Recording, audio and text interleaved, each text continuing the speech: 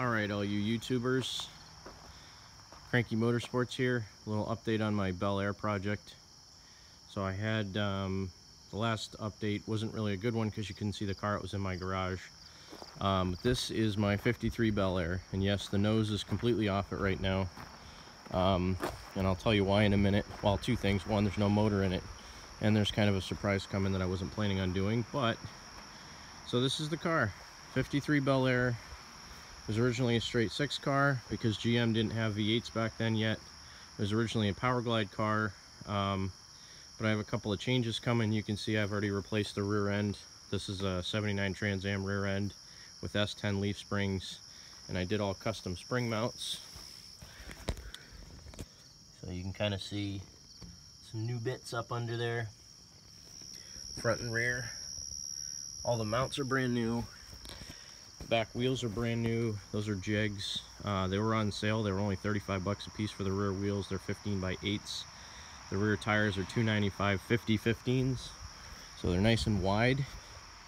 I have 1954 taillights for it right now, which I'm working on. I have brand new lenses for the brake lights with the blue dot in them, and I have brand new backup lenses as well. The trunk lid's blue right now. That's not the color blue that the car is going to be, but it was just a color I was messing around with a little bit to see how it looked. That's the car right now. So, talked a little bit about the motor already. It's going to be a 305 HO from a 1986 Monte Carlo that I've done some work on. Basically, it has a Comp Cam's 270H hydraulic lifter cam. So it's got a decent amount of lift, 470 lift, 110 overlap, so it's a little bit lumpy, but not too bad. And originally I was going to go with another Powerglide because I found one cheap, and then through talking to some friends and looking online, I ended up picking up a Saginaw 4-speed. So this is actually going to be a manual car, which is going to make it a heck of a lot more fun to drive and make it cooler to begin with. I'll just give you guys a quick view of the interior. Right now there's nothing in it, but see the original steering wheel, original dash, most of it's there. I have the trim piece for the stereo as well, but other than that, there's like nothing in the car at all. It's gutted. It had some pretty bad body work done to the floors. The passenger side floor looks good, but basically what they did was bought a patch panel and riveted it over the rusty holes in the floor. Same thing here.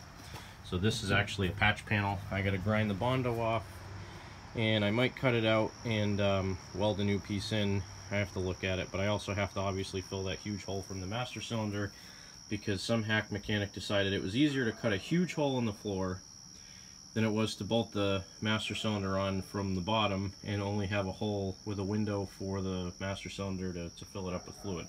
So I gotta fix that. I have different steering wheel coming for it. I like the original one, but it's just a little bit too big, and because I'm trying to make this kind of a rat rod or a drag car look, that doesn't really go with my theme. But the other reason why I haven't put the motor in this thing yet, let me walk down to my truck and I'll show you. Again, browse the old interwebs, as they say. I found, or I should say a buddy of mine found something that will make that car even cooler, and it's something that I wanted to do in the first place, but didn't think it was the right time to do it. Dun, da, da. So you can't really see it. I got a broom on it right now. That is a straight axle from a 1952 Chevy pickup, 1500 or whatever they called it, half-ton back then. I picked this thing up for a song yesterday. The leaf springs are too long. One of the eyelets on the end of it's broken, but somebody had already converted it to passenger car brake drums. So this actually has a 5 on 4 3/4 brake drum. And so that's what I'm going to be using for the front end in the car. So it's actually going to be a gasser car, which makes me super happy because that's what I've always wanted to do to that thing. I just didn't think I had the money or the time right now. So yeah, that's the update on the car. I'll catch you guys later.